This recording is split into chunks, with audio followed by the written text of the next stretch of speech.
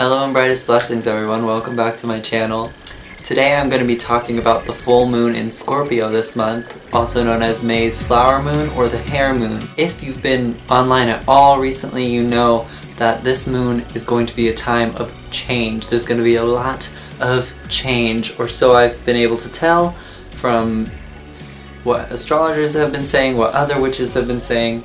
It's also like right when Mercury is stopping its retrograde as well as Venus, so a lot of things are going to be getting back into the groove, into the normal pace of things. Things will, depending on how Mercury retrograde was for you, will either slow up or speed down. Slow down or speed up. May is already the month after April, and April is like the windy month, it's the rainy month, and it's the time of like cloudiness and gray skies. Whereas May is the month of the sun, it's the month of warmth coming back, it's the month that many people consider to be the start of spring. May is already a time of change naturally.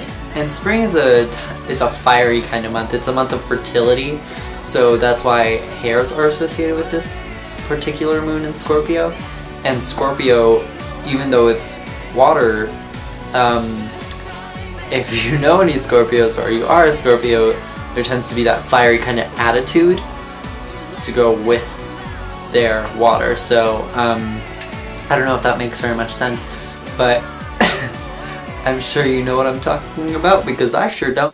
And every year I like to celebrate this moon with a little esbat ritual, and I like to watch the sunset just because I've just done that every year since I've been a witch. Since it is the lighter half of the year right now, the sun does play a lot of roles in a lot of the esbats that are coming up. And this one in particular I feel, because it's in May, and I don't know, May just has that sort of warm feeling to me. Even the moonlight I feel will bring a little bit of warmth into the home, perhaps. The color correspondences with this moon, if you didn't know, are red, orange, and yellow, which are sun colors, even though it's a moon holiday. And I just think that's really interesting, and it's a cool way to bring in the sun into a moon ritual. The trees associated with this moon are hawthorn and rowan.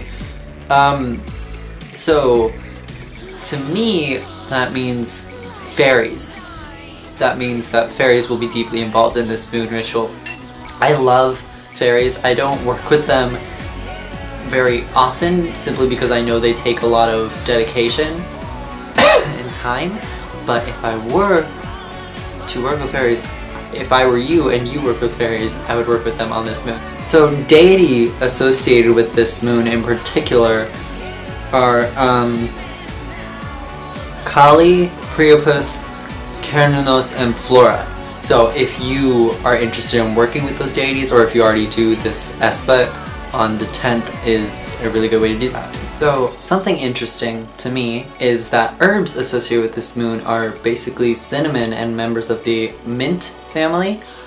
This interests me a lot because recently those two herbs have been just popping up in my diet, in my life, in my practice, just because, like, there's no particular reason to. Like, I didn't go out searching for these things, they just kind of like came to me. So I think that's really interesting that those happen to be the correspondences with this moon. So if you are practicing luck magic, happiness, cleansing, spring cleaning type of magics, then cinnamon and mints are definitely going to be your friend, especially on this esbat.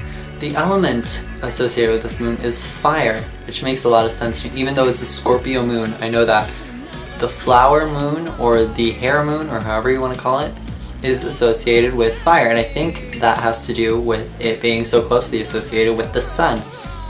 All of these correspondences to me scream sun and fire, even though it's a Scorpio moon. And I feel like of all the water signs, Scorpio definitely has the most fiery aspects to it, even though it's still fluid and flexy and emotional and creative like water. This moon is already a time for change and setting goals, especially since it's coming out of Mercury retrograde.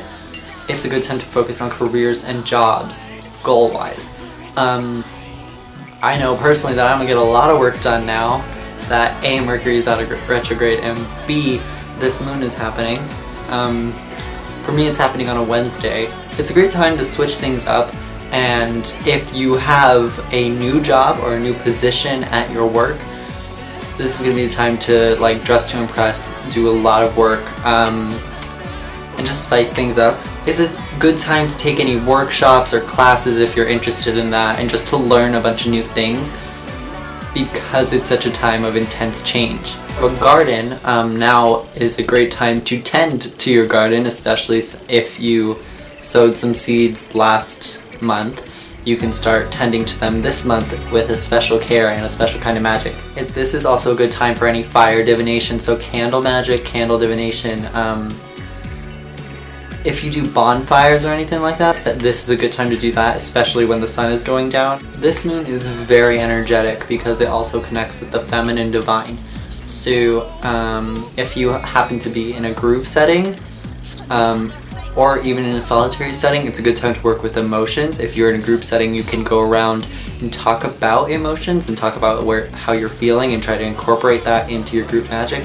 If you're solitary like me, you can just channel your emotions into your magic or into your art or into your creativity or whatever, because this moon is going to be full of that. So healing, abundance, prosperity, protection, divination, all of those good things can be incorporated very well into this moon because of the previously listed correspondences and just the natural energies that are coming with this moon. It's a time for us to blossom as humans, it's a time for us to blossom as individuals and witches, it's a time to grow and soak in the sun's rays. I don't know about you, but I'm definitely a moon baby. I love the moon. The sun annoys the hell out of me, but due to the time of year and this esbat, I think I'm going to be working with the sun a lot. And I am growing as a person already, so this moon's going to be a great time to reflect on that and work on that. So yeah, that's all I have to say on this full moon in Scorpio. Thank you guys so much for watching. If you have any questions, comment them down below, and I will answer them to the best of my ability. Or if you just want to comment and talk, I'm totally down with that too.